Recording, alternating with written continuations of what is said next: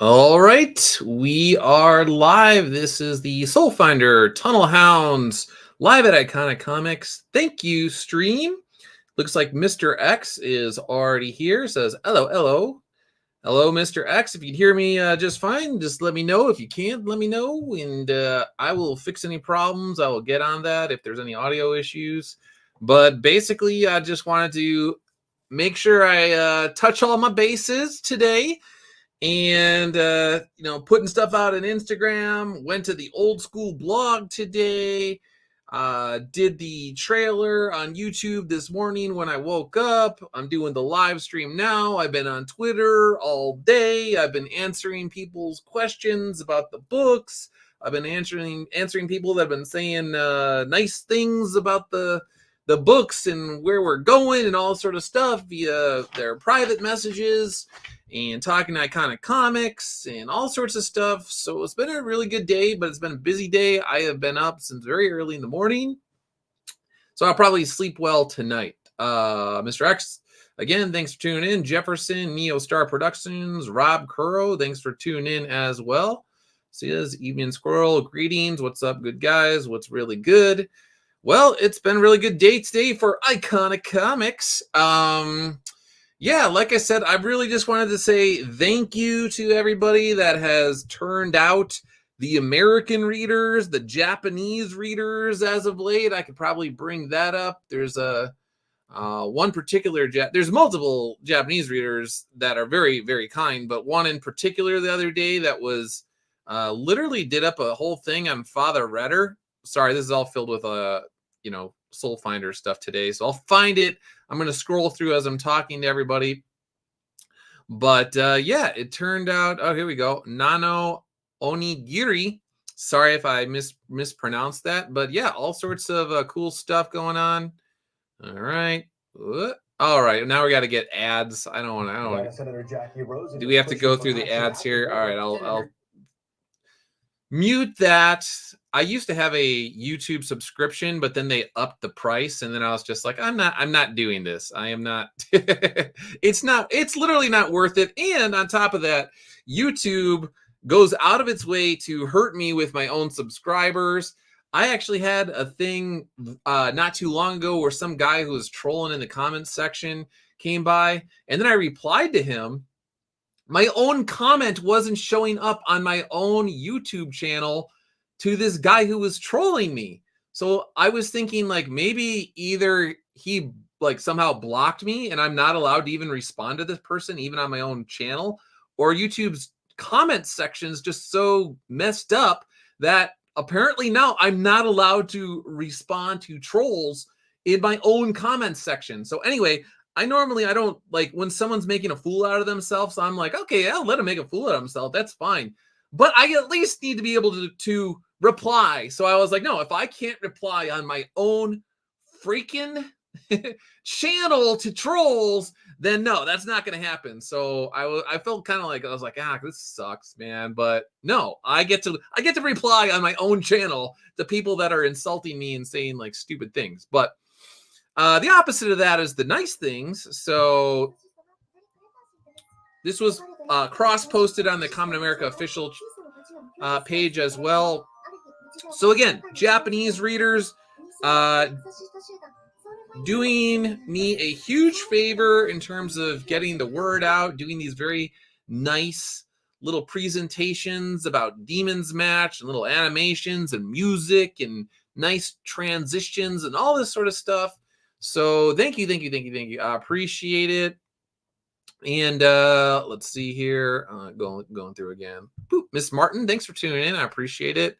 Yeah, I just wanted to say the grass. I always say this, but the grassroots support for Iconic Comics overall, and especially Soulfinder. You got Rolo Solo here getting the bundle. A bunch of people got the bundles. Iconic Comics was sending me screenshots this morning, like only like an hour or two in, of all the people that were getting the bundles.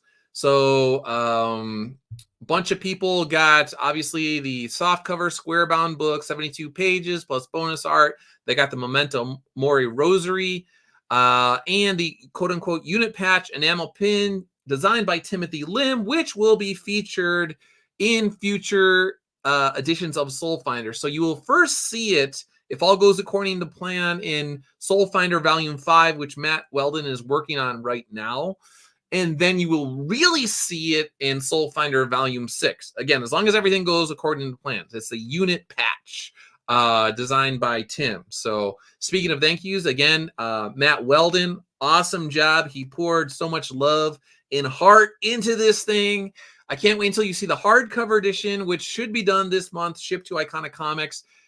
Then we'll do quality control, then Bell County Comic Con, and then after Bell County Comic Con, when all the dust clears, then I will figure out, all right, do I want to just drop this on Iconic Comics? Do I want to do a small Kickstarter campaign? Do I want to put the main cover on Iconic Comics and then do the Dave Dorman variant, like some sort of signed specialty thing on the Kickstarter?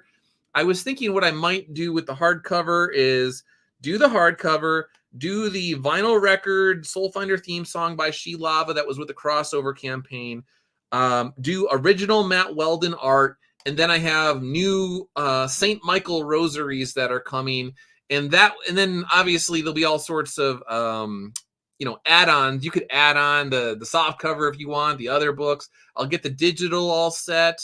And so that'll be, but people that have been asking me about digital today, I will get around to that. But really, I am old school and I like the physical, and I will get around to the digital. I have ultimately no problem with it, but I'm going to prioritize the physical books, and then we'll get to the digital, and I will get that out there. It'll be on Amazon Kindle, and then if I do a Kickstarter campaign, you'll be able to just get the PDF and all of that. So yeah. So again, thanks Matt Weldon, thanks Bill Williams, thanks Rodrigo Aviles, thanks Jeff Spokes, thanks to everybody. And then forward in time, thank you to Eric Canetti as well for Noctis Terrari. Let's see what's going on. Pumpkin Joe, just checking in. Thank you. Riserman here. Tillium29, Shalom, good to see you. Good to see you as well. Neil Star Productions, love that song. She Lava. Let's see. Tell me about it, Rob. Found out I got more than enough time to take off to cover the Friday before Monday dinner. Seriously. Okay. So people talking in the chat, and I will continue. All right. Make sure I get all my thanks in. I want to say thanks to Timothy Lim and Mark Pellegrini as well for allowing me to use their character, Father Blatty, in this story. So long story short, most of the people that are already tuned in and now already know this, but this is the origins of Father Blatty and Father Crane when they were young men, when they were soldiers. They were essentially tunnel rats. This story is inspired by the tunnel rats, but I call them tunnel hounds. They exist in the same universe, but they're their own special team of guys that basically do the same thing. But I guess you could say these are the guys that get the soul finders on top of everything else. So they're extra special elite or something along those lines. But anyway, not Father Blatty, but Blatty is an officer in the army, and Father Crane is an NCO. They got a young guy with them, and then they're embedded with a soul finder in one particular mission to capture or kill a Vietnamese general who is causing all sorts of problems for both sides, everybody all around, the Americans, the local Vietnamese, who thought that he was going to help them, but all of a sudden there's all sorts of problems going on with this guy. The death toll is out of control, and everybody wants this guy out of there because he is just causing all sorts of problems. So this is the mission that Crane and Blatty go on that changes the trajectory of their life. You're like, why did these guys become priests and then ultimately soul finders? Well, this is the mission. And thanks again to Mark and Tim for allowing me to incorporate Father Blatty into this particular tale. And if they are open to it in the future, I am happy to continue telling some stories involving Father Blatty as a soul finder and things like that. So we will see how everything, the cards, the deck is shuffled and everything comes out and all that sort of thing. Let's see. Blah, blah, blah. Let's see. I hope I'll be able to attend Bell County Comic Con this year, says Neostar Productions. I hope so too. I got to buy my ticket. I still got to get my ticket. I am late on that, but I will do it most likely before the weekend is out. And I've been meaning to do that, but my cars, our family cars died just over the past month. I have literally had $10,000 in car repairs to two cars. And so I was like, okay, I'm coming out with the hard covers. I'm coming out with the soft covers. I'm coming out with Noctis Terrae. I got all these bills to pay with the printer. And then both of our cars decided, hey, we're just gonna die on you. We're just gonna have all sorts of crazy noises coming because your struts are all rusted and all this sort of stuff. So yeah, you're gonna need new struts. I thought all I needed was a new spark plug. No, not just a spark plug. That would have been too easy. No, but we do need a new spark plug on top of new struts and all sorts of other things going on. And then my wife, she needed 4 new wheels, which is fine. That's acceptable. I understand that. It's been a while. But all this sort of stuff. So I'm like, oh, that's great. Okay. I got literally well, we won't say the exact number, but it's up there. Many, many, many, many thousands of dollars in printing costs. And now I got all these car costs. So I guess, again, thank you to everybody that has supported Soulfinder Tunnel Hounds and the bundles today, because you are helping to ease my financial burden so I could roll all of it over to Matt Weldon and pay Matt what he is worth as a talented individual. So that has always been my thing, is I want to make sure Matt is appropriately paid for his talents. And I don't ever want Matt to feel like he is shortchanged, or he's like, I like Soulfinder, man, but Doug, he's he can't really, he's not paying the bills, so I want to be able to pay Matt what he is worth, and I will always do my best to do that, whether I'm having car problems or not. So, all right, talked about that. All right. Also, what you guys have allowed me to do is to escape the oftentimes gross environment that comes with crowdfunding. Again, I will probably do a hardcover campaign, a really slimmed down, cut the fat off it, very efficient, lean and mean campaign. I'll do something short. Maybe I'll do 30 days, most likely. Maybe not even 30 days. Maybe I'll do like 2 weeks. I don't know. But there's a lot of stuff that with the crowdfunding environment where it's like a keeping up with the Joneses and all this sort of stuff. And I just find it to be just gross, because to me, I just want people to concentrate on the books, on the storytelling. Is the storytelling where it needs to be? Is it solid? Yes. Is the art solid? Yes. Is this guy giving me a great price point? Yes. Or at least fair, So, that's the other thing. If you go to the Iconic Comics website, we got the early bird bundles. My wife just came home. I don't think she knows I'm streaming. So if you hear my wife start messing around and joking in the background, I might have to mute the camera here, because sometimes she comes home and she's joking around with me. But anyway, if you go to the Iconic Comics website, you will see that we have the early bird special. So this is the soft cover, square bound, 72 pages plus bonus art. 72 pages, bonus art. It's got the afterword, the sort of writer commentary sort of thing.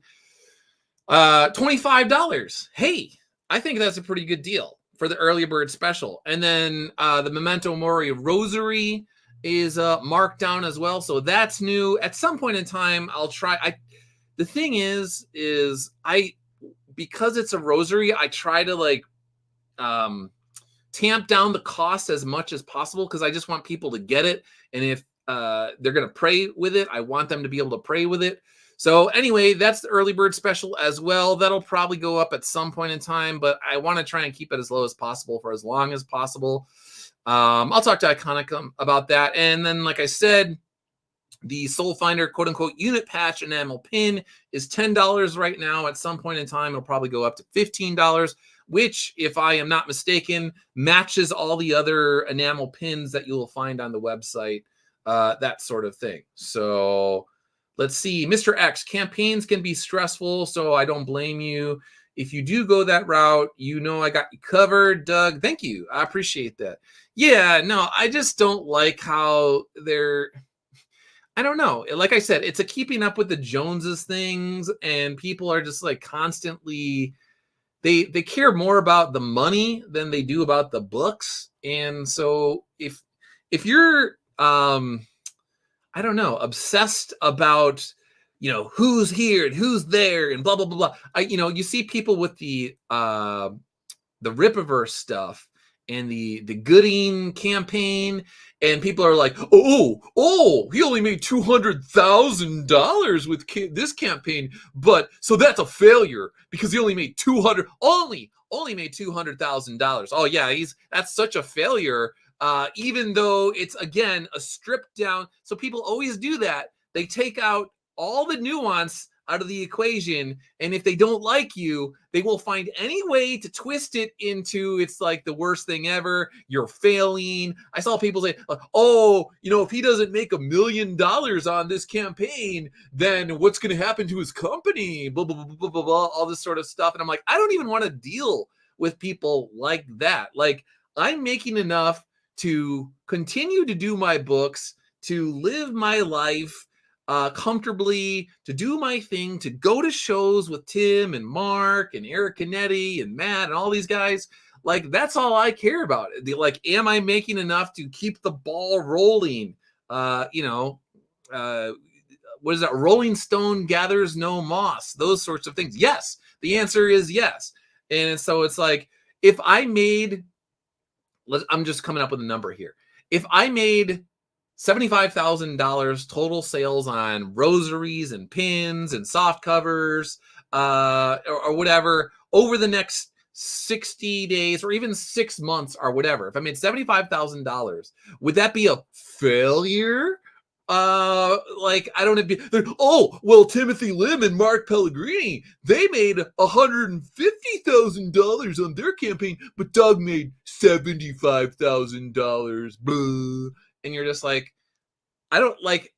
I was telling my wife, like, on some level, I don't care, but then on another level, you do care, because sometimes these gnats, or whatever you want to call them, come into your comments section or Twitter, and like things get back to you, and you're just like, sometimes you almost like kind of have to respond if they ask you a question. You're like, it's kind of tactful, but you know that they just don't like you, and you're like, how do I respond to this? And I don't want to be like, actually, I just think you're kind of a loser because you only care about money. You don't actually care about the story. You don't care about characterization. You don't care about developing characters. You don't care about the themes and the motifs. You don't care about foreshadowing. You don't care about rising action and all these things.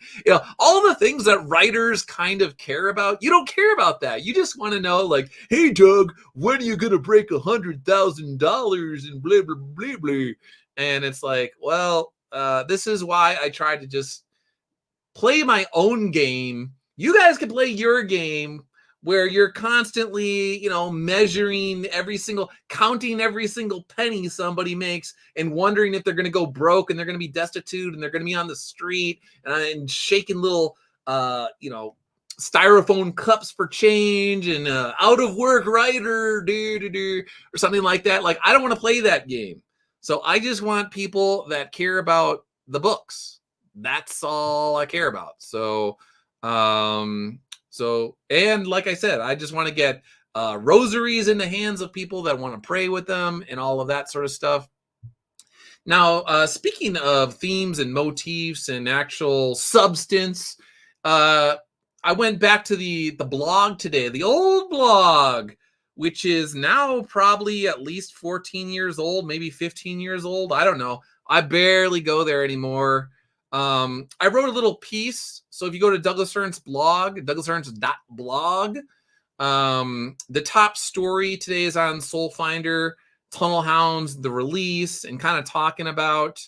I guess I could read a little of my. You'll get the writer narration of his own blog post here. So let's see. I wrote blah blah blah. One of my biggest regrets regarding this blog was not spending far more time years ago concentrating on spiritual warfare than ideological, political, and cultural battles that made their way through the news cycle. So I was working at a newspaper for much of the time, and so I would just cover what was in the news cycles because that was easy. It was already on my mind. I had already thought about the issue. I already wrote about it. It was my blog. I could do whatever I want on there, so I was doing that. The various wars we see around the globe are physical manifestations of our spiritual failure. So if you never thought about Soulfinder and what I'm trying to get at with the series, you'll get it right here. These guys fought in war, the physical wars around the globe, and they realized we're fighting the wrong war. Like, we have to fight this on some level, but the real wars that we need to fight are the spiritual wars, the war that is beyond the veil, the inside. We have to look within ourselves and see where we are losing the spiritual battles with ourselves in the spirit versus the flesh and all of that, and free will, and aligning your free will to the will of God and the bright and the good and the true and the beautiful and all of that. Because when you fail in the aggregate, when enough people fail spiritually, all of that bleeds into the physical world that we, see every day and in experience with our senses. But it's the war that you don't experience with your senses, but it's there, the spiritual warfare. That is the one. That's what we need to fight, because if we would win that war, then the world we experience with our senses will be so much better than it would otherwise. So that's kind of what Soulfinder is about. All right, let me see. The root of our problems is of a spiritual nature, and your friendly neighborhood blogger spent way too much time over the years combating the symptoms rather than the disease. For that, I apologize. So this is my apology to all of you, to anybody that read my blog over the years. I apologize for spending way too much time on just stupid, moronic, dumb, political stories, that it's the same stuff over and over again, regurgitated. On some level, it's important, but on another level, it's like you're just treating the symptoms. You're not treating the disease. And that's what I did for a long time. And I feel bad about it, because I'm like, why did I do that? I don't know. But that's what, with time comes, hopefully, ideally, you get a little bit more wise as you get older, and you understand, like, oh yeah, I was fighting over a lot of petty stuff back in the day. And that's a problem that we will continuously face throughout our lives. Hopefully we can root it out. All right, my attempt to make amends for lost time can be found in the pages of Soulfinder Tunnel Hounds, inspired by the famous tunnel rats of the Vietnam War. I wanted to explore the period in a young man's life when he must leave home and ideally become a leader in his own right. Many ties are never broken with our parents, but connective tissues must be cut once a man has others under his command, particularly in war. As much as a man might love his mother and father, it is healthy to want to lay down his life for others in dangerous situations. Men who have opportunities to leave the battlefield routinely return to the front to be with their brothers and possibly give the ultimate sacrifice on their behalf. Soulfinder Tunnel Hounds, with beautiful art by Matt Weldon, covers by Rodrigo Viles, and letters by Bill Williams, delves into the meaning of leadership, the excruciating moral dilemmas faced by young men deployed to war zones, and the myriad ways Satan exploits the highest echelons of society on all sides of war to create pain, chaos, hopelessness, and sorrow for everyone involved. So if that sounds interesting to you, and you haven't gone over to Iconic Comics, then please do, and consider checking out Tunnel Hounds. But I know most of you here are already very into Iconic Comics and Soulfinder already, and Common America and Black Ops and all that sort of stuff. So again, appreciate it. Thank you for spreading the word. Some people sometimes apologize and they're like, I can't get to it right now. I don't have enough money. I got to wait for this or that. Dude, I don't care. That's the great thing about putting it on the website is if you don't have money now, maybe you'll have money a month from now. Maybe you'll have money 6 months from now. Maybe you'll have money a year from now. I totally feel you. Maybe you're like me and my wife, and maybe your car died on you and you got to just plop down $4,600 at once to get new struts and all sorts of other stuff going on with your car. And every time they run a diagnostic test, they got to charge you $180 for 3 different diagnostic tests. Even though you came in for one problem, suddenly they can't just do like an overall diagnostic on your car and figure out what's wrong. No, they got to do 3 different tests. Each one costs $180. So you get what I'm putting down. You understand how it goes. And yeah, so all right. Covered that. Big thanks. Also, recently I was on the Questionable Perspective stream with PhD Joshua. And they interviewed me about Soulfinder Tunnel Hounds before it came out. It was like it was planned way in advance. And eventually I started telling people, I was like, listen, I feel stupid constantly saying it's soon. Well, okay, pretty soon. So I was like, can I, at some point in time, after this, I was just like, hey, I will do a stream with you if you want, but can we please just wait until after it's out? So I feel increasingly dumb, constantly telling people soon. I'm telling you the truth. It's coming out. It's really coming out. But yeah, so these guys are very, very nice. Asked me all sorts of questions. We talked about Spidey. We talked about Star Wars, all sorts of stuff. Thank you. I appreciate it. And yeah. So the other thing, which I have not gotten a chance to talk about, I don't think, since last time, was North Carolina in Heroes Con. So that's going way back. So I apologize. I am going backwards in time here, not too long ago. Let me see. Do I want to talk about this real quick? All right. Yeah, I'll talk about this real quick. Bam. All right. So this is more into Tunnel Hounds and what we're going to get into. So let's see. I said one of the things I liked about writing this story is that you have these young men who were thrust into war, fast-tracked into leadership positions, tasked with literally crawling through darkness and underground cave systems littered with booby traps. And then they're essentially told, oh, yeah, we also need you to face down the demonic. So these guys aren't concerned about the politics of war. They just care about taking care of each other, keeping everyone alive, and going home to their family and loved ones. So I liked the idea of having these guys. They're like, they run the gamut. So Father Crane in this particular tale, he's not even Christian per se. He's more like agnostic, almost atheist. And then there's, Father Blatty, who is more kind of like almost like a Jeffersonian deist type. And then there's another guy who's like sort of like a non-denominational Christian. And then you actually have the Soulfinder. But anyway, these are all young men. And many times when you're that young, if you weren't particularly religious, you're like, I just want to stay alive. I have people trying to blow me up. I have people trying to trick me into setting off booby traps that will kill me. I got people shooting at me. I got to crawl into the dark. Now you're telling me I got to demons and all this sort of stuff. And so here's a little scene that kind of shows Hush Pup, Specialist Cook, the young guy, and he's talking to Sergeant Crane, and he's saying like, hey, is this like, I believe in God, but I don't even know anything about the demonic. Like, it's still kind of theoretical to me. What is going on? Is this real? Like, we're really going up against the demonic?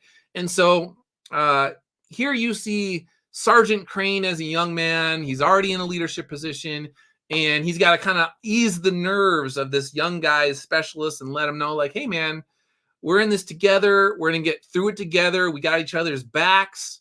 And as long as we stick together and we do what we're supposed to do, we're just going up another guy. Even if he's got the demonic with him, it's just another guy. And so again, this is young Crane. He doesn't understand. He doesn't understand Blackfire. He doesn't understand demons. But his mind is, he just has to survive. He's got to keep his men alive, and he's got to do whatever to keep everyone like congealed and like just like focused on the mission, because you can't have people spiraling out of control and like freaking out because there might be a demon or whatever. Like, no, we're going to deal with it as it comes. We're going to be calm, and we'll just go from there. We got the priest with us, all that sort of stuff. And then he says, catch some sleep for the both of us while you can. Hush, I mean cook. So that's another thing. I guess spoiler. If you're in the military, you know that a lot of times people have nicknames, but then if you really like somebody, sometimes you'll start calling them by like, well, their first name. A lot that gets into names, first names, last names, nicknames, all sorts of stuff in the military, depending on when and how you use them. It kind of can mean different things or convey different stuff. So, long story short, he initially goes with like just the nickname for the guy that everybody calls him, Hush, and then he says like, no, Cook, just calls him by his last name. And then if he really liked him, then he might call him by his first name, which is actually what you see at the start. Again, spoiler, but I'm not spoiling it. Father Blatty is involved in the very start of the book, and Crane uses his first name. So I guess spoiler, when you see a military guy and he uses his battle buddy or whatever, the first name of them, you're like, these guys are really close, man. He really likes him. And, so anyway, yeah, these are all the kind of stuff that I really like to talk about. And I like being at shows and conventions like Heroes Con in North Carolina, because you get to talk to people about this sort of stuff and really dive into like, what are you trying to get at with these books? Like, what are you trying to tease out? What are the messages that you're trying to convey? All that sort of stuff. North Carolina Heroes Con was like pretty awesome. I think there was roughly, if I'm not mistaken, 50,000 people over the course of 3 days. Friday was a little slow. Fridays, from my experience, people are still at work. Sometimes they're slow. Saturday was the come from behind victory and did really well. And then Sunday, I wasn't sure how I was going to do, and did pretty well. So yeah, I was really happy with that. I got the Noctis Terrari. This is the digitally printed version came in. So then I have the more traditional printing as well. But I looked at the digital. I wanted to compare and contrast, because the digitally printed books are cheaper. So I could save money, but I was like, well, if it's not up to where it needs to be quality-wise, I don't want it. They look good. There is one panel where I thought it was a little oversaturated. Just a tad heavy on the saturation, that I was like, it's a little bit more than what, the digital files look like. But I want to compare and contrast. But overall, it's good. So very happy with that. And yeah, that'll be offered. Oh yeah, that'll be offered with the Kickstarter if I do a campaign as well. So if for the hardcovers, it'll be the hardcover Noctis Terrari, St. Michael Rosaries, the vinyl Soulfinder theme song from She Lava from the crossover, and original Matt Weldon art. And then I'll probably be able to, while I'm down in Bell County Comic Con, as long as the books come in before then, which they should, I should be able to sign a number of those books too, so I could have some sort of tier where it's signed. So that'll be cool. Let's see, blah, blah, blah, blah, blah. How far back do we want to go? Here's another one. I was debating this. As I was saying, I got hit with all these stupid car costs, and then the G.I. Joe Kickstarter was going to end, and it was running down, and I was like, geez, I have wanted this for so long. I would go into comic shops, and I was like, what? I'd be like, why don't they have this? I just want to get everything at once. That's all I want. And why is it not all together?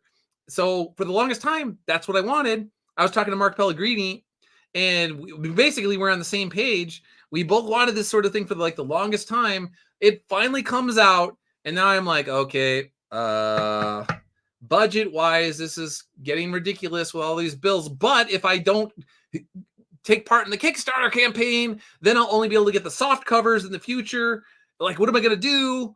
And then I was like, all right, I will have these. If I lived at 85 years old, I will be drinking hot chocolate in the nice little mug next to a fireplace. I'll be really old. I'll be frail. Maybe I won't be frail. Who knows? Hopefully I won't be frail, but I'll just be in my little chair next to the fireplace. Maybe there's a little dog there. I'll be drinking hot chocolate and reading G.I. Joe from my youth once again. So I was like, I'm just going to go for it. I'm just going to go for it. So,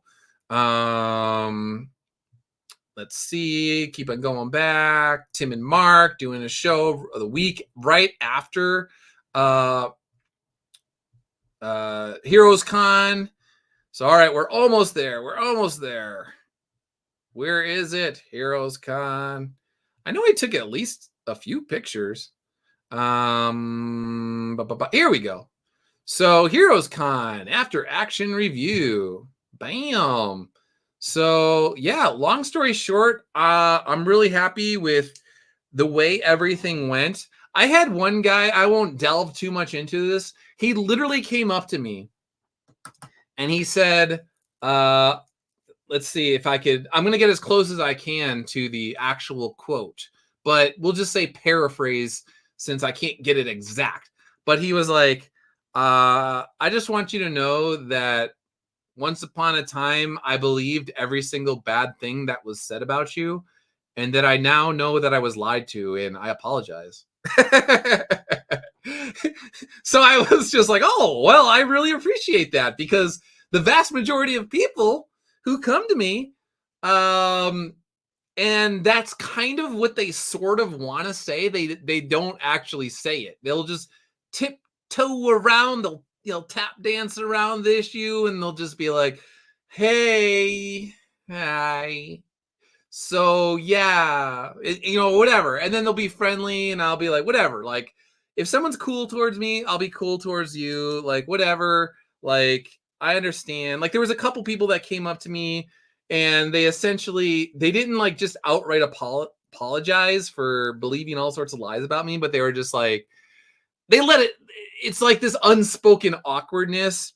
And then I was just like, dude, you only have like slivers of information that you're given, and I'm not going to hold it against you. Like, whatever. Like, it would be nice in an ideal world, like, people who actually had my phone number would call me up on the phone and talk to me about stuff, or people that are following me, they would ask me like questions like adults. They wouldn't just like straight up believe the worst about you. But whatever, it's cool. It's water under the bridge. That's cool. Like, whatever. Richard, hey chat, just popping in. I'll probably wait until Kickstarter launches, if it's happening, to get Soulfinder 4. Have a great 4th of July. Have a great 4th of July, man. Yep, totally understand. Some people, they just want to get the hardcovers because that's what they got, and they want to keep the collection going.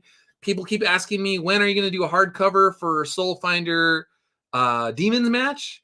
And the answer is, when I get enough material for it, I will either incorporate the short stories into a hardcover with Demons Match, or I'll just straight up tell another story that takes place around the same time and put them together, or something that makes it worth it for people. I don't want to just slap something together. But yeah, back to Heroes Con. There was one guy who drove from like 3.5 hours away. I think that's what he said. So I had people coming from like 3 to 4 hours away. There was a couple people that drove between 1 and 2 hours to be there to, again, not just see me, but Iconic Comics or Soulfinder, who knows?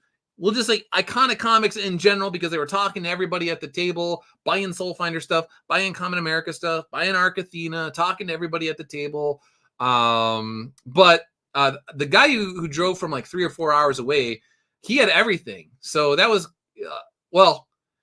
he had all the books up in that point in time. But I think you can see it here.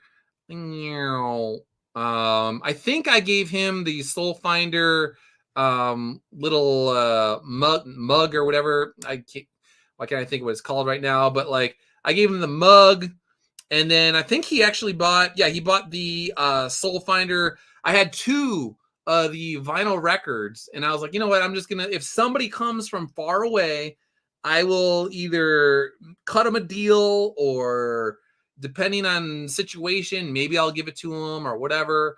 Actually, Tom Zoller, the guy who helped me out with a lot of formatting stuff over the past couple years, he was there and he came up to me, and that was cool. So I was like, hey, thank you so much. And I gave him a copy of Soulfinder Tunnel Hounds. I had a couple copies on me, and I gave him that. So that was cool. And yeah, so long story short, great show. Thank you to people that came up and bought stuff, came from far away, people who apologized for believing weird things about me that were just are literally untrue or whatever. And long story short, Iconic Comics continues to go bouncing all around the United States, north, south, east, west, big shows, small shows, little, tiny events held in local comic shops or whatever, all over the place. So very cool. And all right, let's get out of here. And I will go back to what you call it. Tim and Mark apparently are unveiling. They had a secret project that will be out tomorrow with Common America. So Carly's birthday, and that'll be announced. So if you are into Common America and Black Ops and Tim and Mark stuff, make sure to go to their social media feeds tomorrow. Probably the YouTube page, but I don't know for sure. I don't know the extent. I know things here and there, but I don't know all the details. So that's cool. Random shout out for apparently the Jaws Lego set. I haven't purchased a Lego set since I was a kid, but I might make an exception for Jaws. One of my favorite movies. If you pressed me on it, I think this might be my favorite movie of all time. I think it really is a masterpiece, and that might be a whole other stream one day about why Jaws is an absolute masterpiece in terms of blending all sorts of elements together, but it's like, it's just so good in terms of the writing is solid, the directing is solid.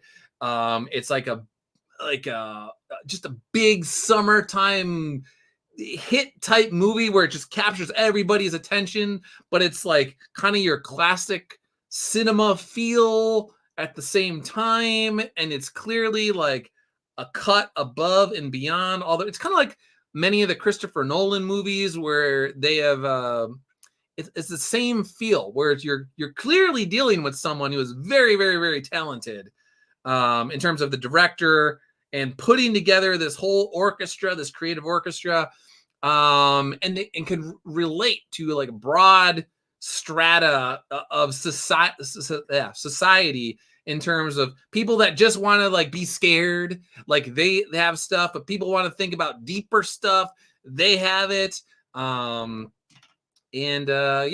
People that are like into like really parsing apart why the cinema is so good, they got stuff. But if you don't care about that and you just want to see a giant shark eating people or trying to eat people and trying to tear apart boats, you could get that. You got that. You got everything.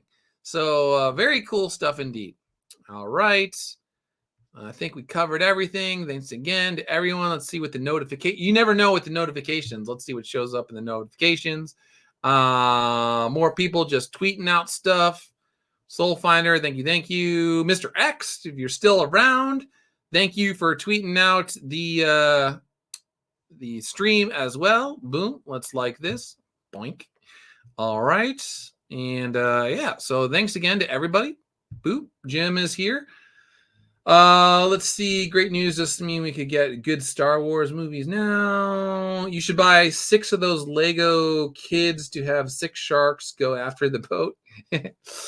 Yeah, so very cool. I was texting my brothers today, and I was telling them about the Cobra Commander San Diego Comic-Con exclusive. I forgot to do that not long ago when that was announced. I was talking to Tim and Mark about it, and then I sent them the Jaws thing. My brother, I don't know if you saw, if you get a chance, look it up. There's a Jaws pinball machine that is absolutely amazing. And I think the deluxe version is something like $10,000. It's really cool. But my brother on the group chat with my family was like, he was basically joking, but it's one of those things where you're joking, but you're kind of not joking, where you're like, but seriously. He was like, hey, if you want to get me the Jaws pinball machine for my birthday, mom and dad. But my parents would never spend $10,000 on a thing, but it was like, hey, you miss 100% of the shots that you don't take, or whatever the heck that, the saying is. So it's just like, hey, if you wanted to buy me a Jaws pinball machine, just saying, you're retired. You have nothing else to spend your retirement cash on. You're old. I'm just messing around with my parents or whatever, but yeah, I feel the same way as my brother, where it's like, hey, if my parents, if you want to just randomly out of the blue ever treat me to a Jaws pinball machine, I would accept it, gladly accept it. But that's never going to happen. They might give you like $150 or something like that. Be like, here's $150. You could come up with the other, $9,000, whatever the frick it is, $850. So let's see, Mr. X. I was more of a Bionicle kid, but yeah, Legos were everywhere in my youth. So yeah, Bionicle was after my time, but I was working at Target when those kind of blew up, and I was working the overnight shift, and I used to love when I got to do the toy aisle, and especially around Christmas time with the toys. That was always very, very cool. And this was like the early 2000s with like, they had the He-Man figures that were coming out that Eric Canetti worked on the cartoon, and which I didn't know that he was working on the He-Man cartoon at the time. But I would go to Toys R Us like every time a new He-Man character would come out, and I would just like go and get the He-Man character. And then I would go, they had like G.I. Joe characters back in the day. And this is when I was like, I wasn't married, but I had graduated from college, and I was working as a full-time substitute teacher. And so I just had a lot of quote unquote disposable income back in the day. I was saving money for graduate school. And so I was like, all right, my future wife was still in school. I'm working, and I'm long distance at the time. So what am I going to do in my spare time? I'm going to Toys R Us. I'm going to buy G.I. Joes. And eventually we were able to come back together for graduate school. And then we had, then we had to do long distance again while she was in school. But finally, at long last, my wife and I are together. So Mr. X, the 2002 He-Man show. In hindsight, Eric Canetti was involved in a lot of series I was into at the time. Funny how life works that way. It is, isn't it, Mr. X? Yeah, no, it's one of these things where even with like Soulfinder, growing up with all the Dark Horse Star Wars stuff, and then to be working with Dave Dorman as an adult was very surreal to me. And I was like, I literally was admiring this dude's Star Wars stuff as a kid, and now he's doing a Soulfinder cover. Like, oh, so Dave Dorman actually has the variant cover of the hardcover edition of Soulfinder Tunnel Hounds. Initially, I was thinking he was going to have the main cover, as much as I love Dave, but Rodrigo, I think I've said this before, he just completely nailed the cover for this. And that wasn't even planned. This was one of those things where he was doing the color work for us, and he read the script, and he was just nailing the color work. And he was just like, hey, I got an idea for a cover. Do you care if I give it a shot? And I was like, yeah, man, go for it. And then he shows me what he was like, what about this? What do you think about this? He basically, like Matt Weldon will do that. Matt will be like, hey, I got an idea for something or whatever. He's like, I hope you like this. Is this any good? And it's like the greatest thing ever, where it's just like completely stellar, this like awesome piece, and you're like, what? You're picking your jaw up off the floor, and you're like, dude, that's awesome. So Rodrigo, I think one of the reasons, many reasons why I just liked his cover so much, I don't want to say so much more, but why I thought it had to be the cover is because he was so immersed in the actual story and he knew all the nuts and bolts. Dave got a brief synopsis of Tunnel Hounds like a year before it was even like the artwork was done. And so he didn't have nearly as much to work with. Rodrigo just literally read the entire thing and was knee deep or waist deep or chest deep into the story and thinking about it. And this is what he came up with. And I was like, dude, it's awesome. So if you haven't checked out the trailer, this is also obviously on YouTube. Some people have mentioned that they Fulton Sheen does the narration for this. So I went way back in time and found some audio of Fulton Sheen that fit. It took me quite a while to find the right mix that actually went along with the images and the story and all this sort of stuff. And I finally found it. It was basically like, I don't know, we'll just say like almost a day of just endlessly going through old Fulton Sheen, which is cool. Audio from his old show. There was someone who was like, who's Fulton Sheen? I don't know. I was like, dude, he had like basically, I don't know if it was the #1 show, but it was like the top rated or one of the, it would be like the equivalent of back in the day when Dave Letterman was battling Jay Leno for the #1 spot late night. And they would go back and forth and back and forth and back and forth and like top slot. Fulton Sheen was the top guy back in the day in like the 1950s.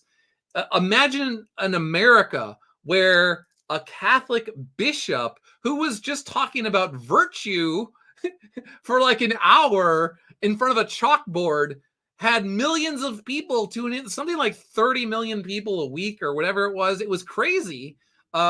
Just tuning in every single week. Very different country. Imagine if we were a country where today, instead of Jimmy Kimmel being the late night guy, it was Fulton Sheen. And he was just talking about what it means to be a soldier and what it means to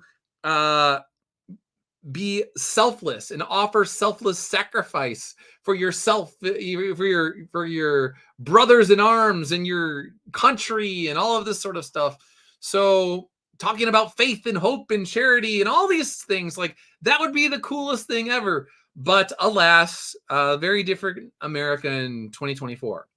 But you can hopefully find virtue and messages about the importance of virtue in the Soulfinder series. Philip Cummings, Captain Cummings, thanks for tuning in. Hey guys, just got out of confession. Very cool, man. I was talking about North Carolina not long ago, and I was in North Carolina on my 45th birthday, and I was sitting there and I was thinking about the kind of servant to Christ that I have been for the 45 years that I've been walking the planet. And there was a Catholic church that was literally like right down the street. And I looked in my phone and I was like, dude, they got confession today. In fact, they have confession like Monday, Tuesday, Wednesday, Thursday. It was like, I don't know, it was every single day of the week, but it was all week. And I was like, you know what? I'm going to go to confession on I spent my birthday alone for the most part until Tim and Mark and Eric arrived later at night with the guys and another Eric, who's a friend of everybody. But I was alone on my birthday for most of the day. And so I went to confession and then I went and got Mexican food at Dos Caminos. That was like right down the street. So it was a very interesting birthday.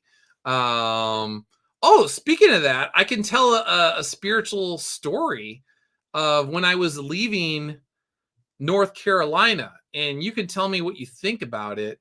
I should have it somewhere in here. Let me go back in time again, see if I can find it. So the night that this was really creepy. So the night before I left, I went to bed. I had to get up super early in the morning, like four something in the morning. I want to say it was like 4:15 in the morning. I had to get up to get to the airport by 5 o'clock. And so I set my alarm for, I believe it was 4:15. Where is it? Let's see if I could find it. Going back in time. And so I go to bed, and here we go. Here's my ghost story for you, whatever you want to make of it. So here's the room I was in. Here's my hotel room. And I had my little Fiji waters that I picked up at the Whole Foods right next to the hotel. You could see my Memento Mori rosary, and I got my wedding ring on top of my cart, my door key, and my wallet. So, all right, there's the room I was in. And bam, say my rosary. Oh, no, this was the Kiro rosary. I apologize. I actually gave a Memento Mori rosary away to a Catholic guy that showed up. All right, so here's the story. I wake up in my hotel room and I'm confused because some sort of Etta James music is playing.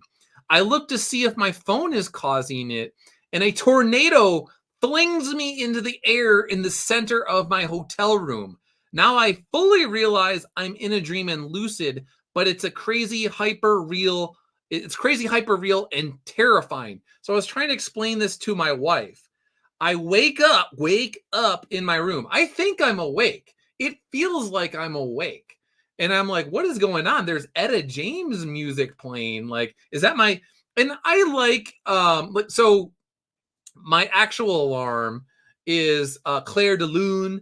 And so that's what normally plays. So I like classical music and stuff. And I was like, that's not my alarm, but maybe somehow, some way, this is actually like something got mixed up. Now, I will actually, some of you actually know my other story when my grandmother died. I guess I'll go back to that. So years ago, when my grandmother died, I was supposed to fly back. It all, like, she died very suddenly at 98 years old, and my parents let me know, like, hey, things turn for the worse very quickly. You got to get home. So I bought a ticket to come home on like a Thursday or whatever it was, and she died before I got home. But anyway, so then there was a whole like dream with that, where it was one of these hyper real dreams. Anyway, my dad calls me late at night after my grandma dies, and he hangs up the phone, and hang up the phone. Then my phone lights up and this angelic music starts playing. It's blasting at like 2 o'clock in the morning or whatever it was, because I was a couple hours ahead. My parents were in the Midwest at the time.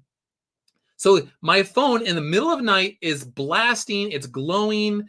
This angelic, like I can't even do it. It's like,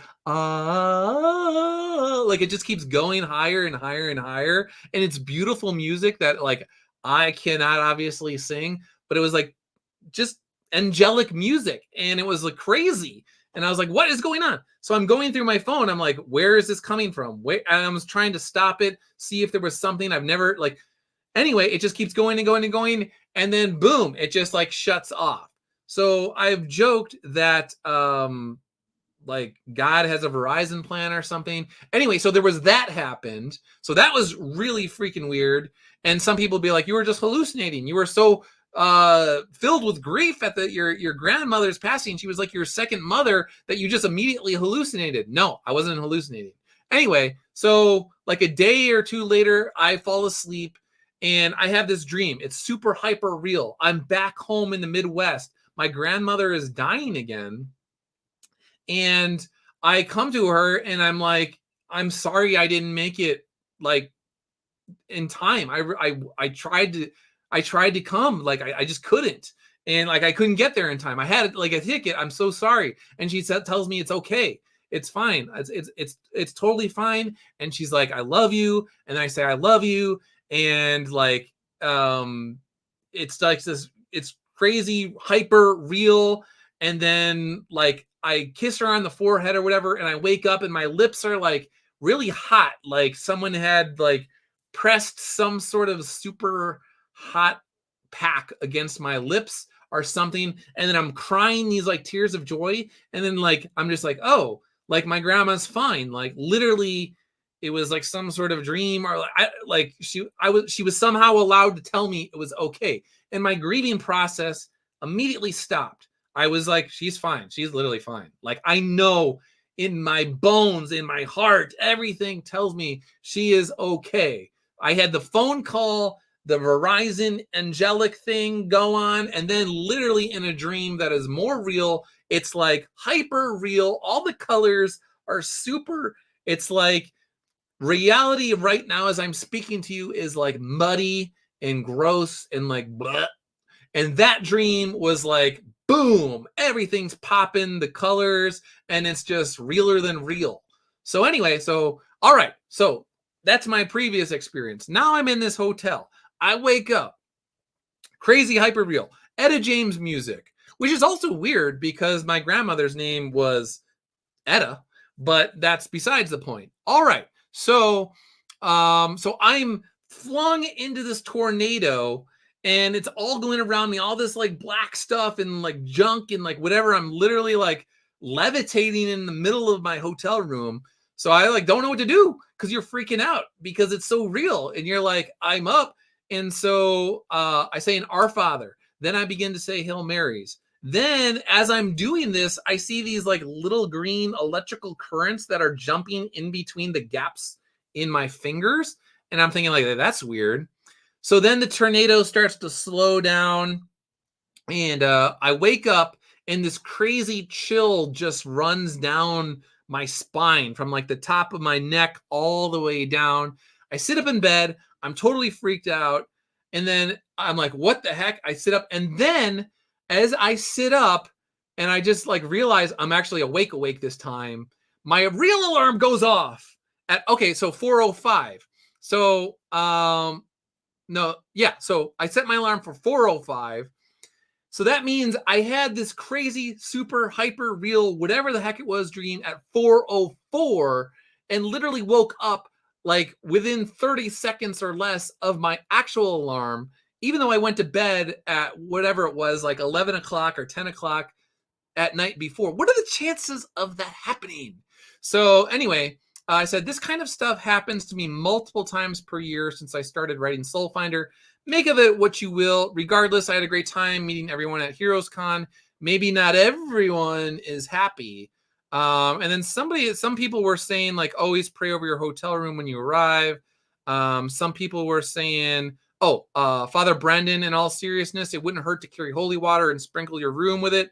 Anytime you have to stay in a hotel, all kinds of sinful things could have happened in a hotel room. So it doesn't hurt to reclaim the space you'll be staying in for Christ. So yeah, very interesting stuff. So again, make of that what you will, but a couple times per year I will have weird, crazy stuff like this happen, especially close to when I'm like releasing Soulfinder or like right after it. And I've said before that one of the reasons it's important to pray and to memorize certain prayers is because when something like this happens and you're completely terrified, everyone wants to say like, oh, if something like that, if I was ever face to face with the supernatural, I would just be like, this bad mother. I would be like the Terminator. I would be like whatever. And I would just like face it down. No, dude, if you thought you were in the room with the supernatural, that's something that was hyper intelligent, far more intelligent than you, that you couldn't touch, that was able to do all this stuff, you would be terrified. And then your brain would start to malfunction. And the only thing that you would have to fall back on, it would have to be almost automatic, where you just immediately start saying certain prayers. And that is your default setting when your brain can't function. You don't even know what to do. You're terrified. And the only thing you know what to do is to say the Our Father and Hail Marys and things like that. And then in my experience with all this sort of stuff, whenever this sort of weirdo, pseudo demonic or whatever is going on, since I started writing these books, starts happening to me, it always, whenever I start praying, it goes away.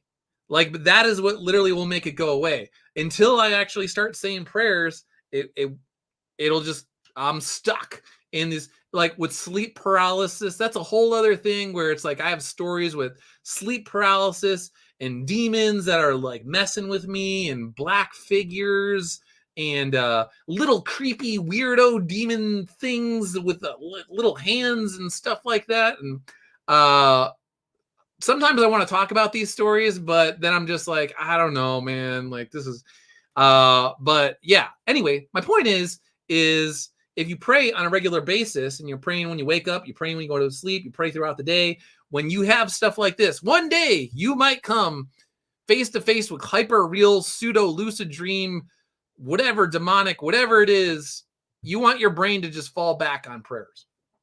Let's see, Neostar Production, Ghost Story.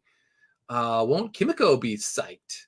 Mr. X, not so much lucid dream, but I legit heard my grandparents speak to me days before he passed away on April 4th, essentially letting me know he would pass peacefully. Huh, well, I'm sorry for your loss, Mr. X, but that is very interesting. And I'm very glad that you received some sort of message letting him know that he had passed peacefully. And yes, I was using my rosary all the while. It's also on my desk with their pictures while I'm doing my day job. Very cool. Yeah, I fully, going back to the blog, I have an old rosary story that there's a video of it on my blog that you might want to check out as well. And let's see, Captain Cummings, I always say in Our Father whenever I need to use the bathroom at night, and half the time I'm so drowsy and asleep that I forget the words and get lost in prayer. So nothing wrong with that. As long as you are trying to do your thing. There's been multiple times I've fallen asleep literally while saying the rosary. But then I saw this thing online. It was just like, Christ during his passion, like when he's in the garden and the disciples fall asleep, they're supposed to stay up and they fall asleep. And it's like, yeah, when you fall asleep when you're playing your rosary, you're kind of like the disciples. They couldn't even stay up all night and they fell asleep or whatever. But on another level, I'm like, well, I am at least staying. Like, it doesn't happen all the time, but we're not perfect. I'd rather fall asleep saying the rosary than not say it, but I digress. Neostar, man, the only thing I seem to get are nightmares involving spiders and abandoned factories. Don't even get me started on spiders, man. So yeah, there was a spider that got away this morning that was apparently huge, and I've been looking for it all day today so I could put my wife's mind at ease. Yeah, he got away this morning. Every single year, our house is infested with all sorts of different kinds of spiders, like the wolf-looking spiders, these attacker-killer spiders. There's obviously the giant daddy longlegs. Who cares about them? Like, whatever. Just like really freaking weirdo guys that look like they're jumping spiders, but they're bigger than just a normal jumping spiders. The little tiny guys are actually kind of cute. Never minded those guys. But some of them just look like bad dudes. And you're like, all right, I don't have a thing against you if you're outside, but I really don't like it when I'm trying to go to bed at night and you're literally, I look over and I see you right above my head on the, on the wall there. Like, that's not cool, dude. I don't really like that. So you gotta go. Let's see you, Neostar. So I keep getting nightmares because I don't pray enough. Geez, I wish I had known that years ago. Well, actually, I will say this. I don't know the cause of your nightmares per se, but I will say that demons can affect your imagination.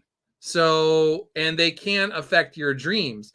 So one way to cut down on nightmares, which I used to have all the time, especially when I had drifted from the church, if you're not in a state of grace, how do I say this? If you're not in a state of grace and you're opening yourself up to demonic influences by not being in a state of grace, they definitely can affect your imagination and they can affect your dreams. So, but that is only one element. I don't like to talk to most people about the demonic. I've tried before, but at least with you, I can do it. But not everybody can handle it, because if you say there is a demonic element to things, then people that are not religious, they'll say like, oh, you're saying everything is the demonic, blah. And you're like, no, I didn't say that. I just said there is an element where the demonic can slip in the cracks in your imagination. And when you are living outside a state of grace, you're going to make it more likely that they have that opening. You know, if your being is a castle or whatnot, when you're not in a state of grace, the guards are not at the gates. There's openings where they could sneak in or whatever, and all this sort of stuff. So, but that's again a whole other sort of stuff. And I think actually Philip, let's see, he might touch on it. I started having nightmares after I started praying the rosary. So demons seem to try to scare me from praying. That's the other thing I was going to say.